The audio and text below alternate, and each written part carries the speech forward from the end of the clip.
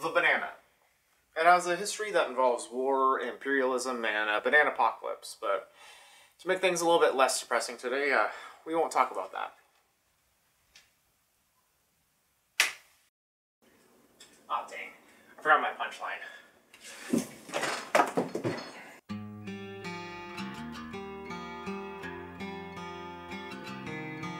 So how did this gag become so popular? Well, it all begins in 1866 with a guy named Carl B. Frank. And let me be frank. The banana had been sold in the United States long before Carl, but it was much more of a convenience for shippers than it was a business prospect. Carl was the first person to see the banana as a legitimate business opportunity, and so he took advantage of that. Soon, other business moguls, Lorenzo Baker and Andrew Preston, opened up the Boston Fruit Company in 1870. It would grow to become the United Fruit Company, which is what we know today as Chiquita. Over the following years, it would grow in popularity. It was mentioned in Jules Verne's Around the World in 80 Days, and even had a showing at the 1876 World's Fair. Over the following decades, it owes its success to this thing. In 1901, the first banana refrigeration ship set sail from Jamaica to the UK, carrying 23,000 bunches of bananas. The refrigeration helped lengthen the ripening process, and therefore extended the shelf life, which is good for business. Within a couple of years, the United Fruit Company obtained their own refrigeration vessel, the SS Venus, and sales skyrocketed. In 1910, they reported an annual net profit of $5.9 million, which is worth about $175 million today. Most of that from the sale of this fruit. Not this type of fruit specifically, the Cavendish banana. There's that banana apocalypse and everything. That shit is bananas.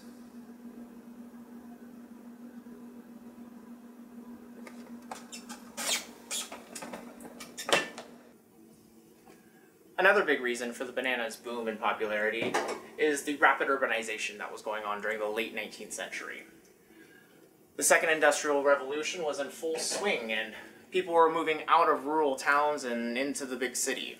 In New York City, the population went from about 1 million in 1870 to over 6 million in 1910.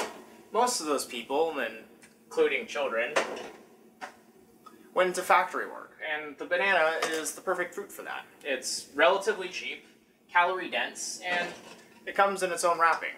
It will protect it from dirt and grit.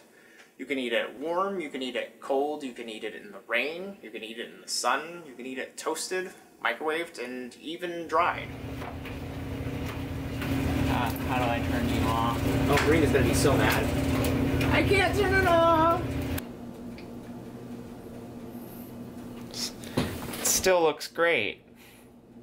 But because of the now millions of people living in cities, sanitation infrastructure wasn't exactly able to keep up with the population boom. And because of this, litter filled the streets. Horse manure got as high as the knees in some areas, according to some sources. And what else filled the streets? Bananas. And they were dangerous.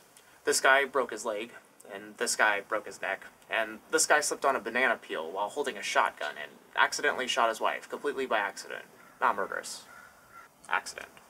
In fact, things got so bad that in 1896, Teddy Roosevelt, at the time he was New York City's police commissioner, set out a public ordinance that would fine anyone up to $5 if they were caught littering, quote, "Any fruit or vegetable or other substance which, when stepped upon by any person, is liable to cause or does cause him or her to slip or fall, shall be deemed guilty of a misdemeanor."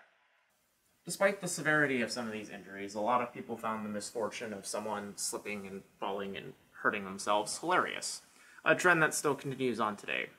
In fact, right around the turn of the century, burlesque comedian Sliding Billy Watson started including a bit where he would slide across stage on a banana peel. He said he got the idea for this when he saw a man on the street step on a banana peel, and he found his attempts to stay standing hilarious.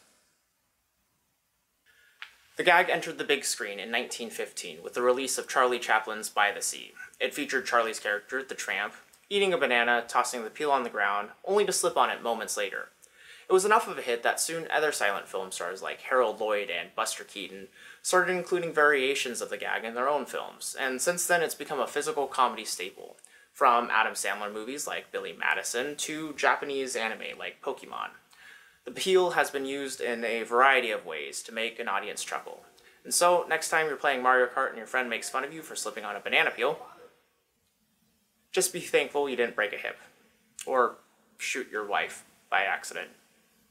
It was very much an accident. Thank you for watching. Okay. Hello. Sorry the video was a couple of days late. I forgot where my house was. I definitely actually hurt myself when I slipped.